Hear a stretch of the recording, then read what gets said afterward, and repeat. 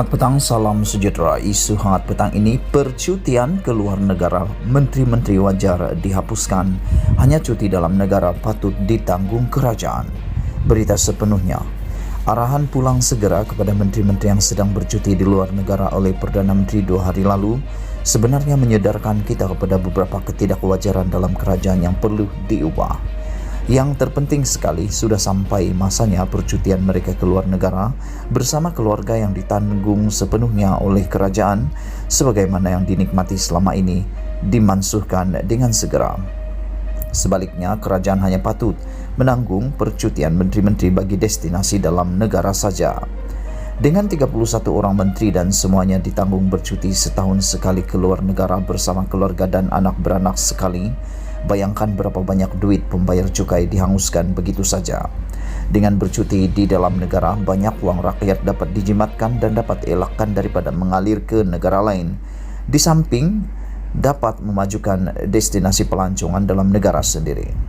Dalam keadaan ekonomi tidak berapa baik akibat COVID-19, ditambah rakyat pula ramai yang sedang susah dan hilang pendapatan, menghapuskan percutian ke luar negara bagi menteri-menteri dengan sendirinya dapat menjimatkan uang negara.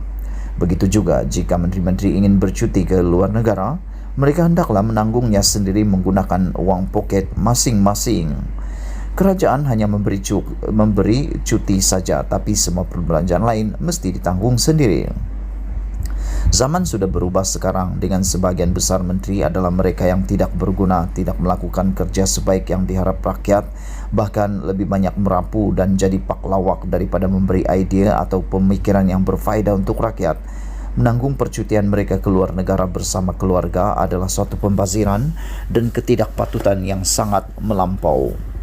Maka sudah sampai masanya perkara itu dihentikan dengan segera bagi kebaikan rakyat dan juga negara.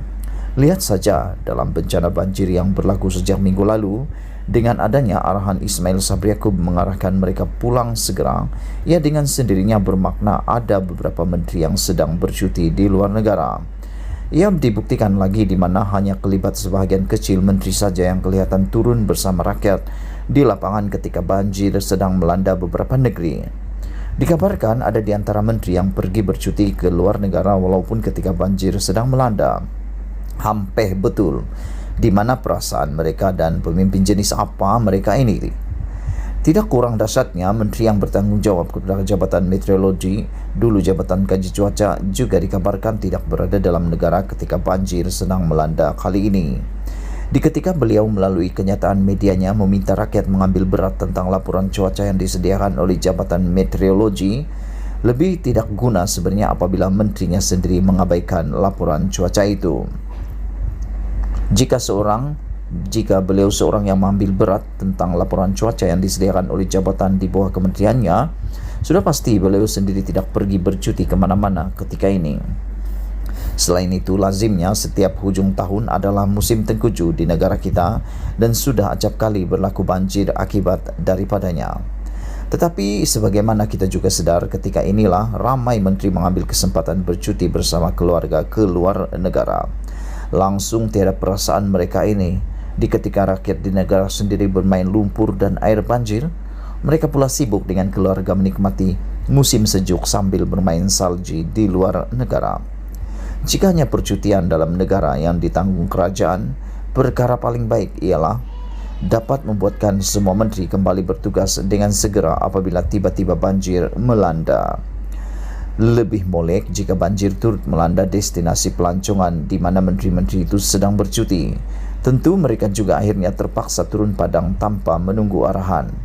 Maknanya juga tidak perlulah lagilah Perdana Menteri selepas ini mengeluarkan arahan pulang segera jika mendapati kelibat sebahagian menterinya tidak kelihatan bersama rakyat yang sedang dalam kesusahan di waktu banjir.